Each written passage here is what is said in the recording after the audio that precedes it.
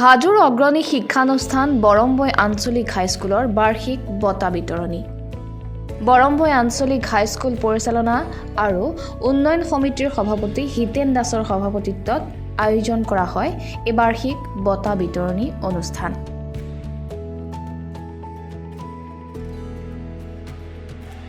এই সভাতে শিক্ষানুষ্ঠানখনৰ বাৰ্ষিক কলা ক্ৰীড়া সপ্তাহত প্ৰতিভা বিকাশ কৰি স্থানপ্ৰাপ্ত ছাত্ৰ ছাত্ৰীসকলৰ মাজত বঁটা বিতৰণ কৰা হয়।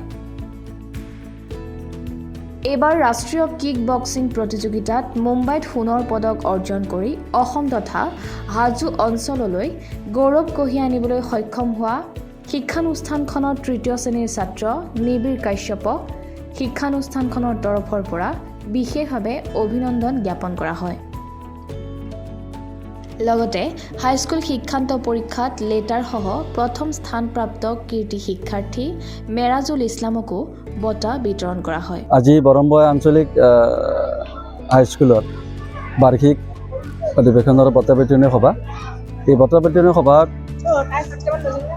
এইবাৰৰ পৰা বৰমবৈ আঞ্চলিক হাইস্কুল শিক্ষান্ত পৰীক্ষাত যিজন ছাত্ৰ বা ছাত্ৰীয়ে সৰ্বোচ্চ নম্বৰ লাভ কৰে তেওঁলোকে প্ৰয়াত বাপুৰাম দাস স্মাৰক বৰমবৈ আঞ্চলিক হাইস্কুল শিক্ষা বঁটা আগবঢ়োৱা হৈছে।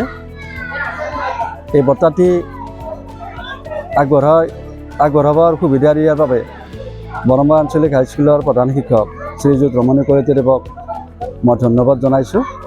আৰু এই বঁটাটি প্ৰদান কৰাৰ উদ্দেশ্য হৈছে বৰমবৈ আঞ্চলিক হাইস্কুলৰ ছাত্ৰ ছাত্ৰীসকলে উৎসাহেৰে যাতে পঢ়া শুনা কৰি নিজকে সাফল্যমণ্ডিত কৰিব পাৰে, সেইটো এটা উদ্দেশ্য লৈ পেলাই এই বঁটাটি আগবঢ়োৱা হৈছে। আমাৰ বিদ্যালয়ৰ বাবে এটি সুখবৰ।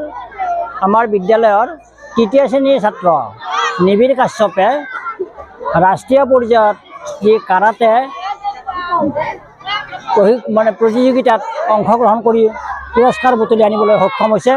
আমি এই চেগতে আজি এই বঁটা বিতৰণী সভাৰ জৰিয়তে আমি নিবিড় কাশ্যপ ভাইটিলৈ আমি সম্বৰ্ধনা জনাইছোঁ, শুভেচ্ছা ৰাখিছোঁ যে তেওঁ অনাগত দিনত ভৱিষ্যতে আৰু ইয়াতকৈ ভাল প্ৰদৰ্শন কৰি আমাৰ বিদ্যালয়ৰ লগতে তেওঁৰ আৰু জাতিটোৰ সুনাম কঢ়িয়াই আনে।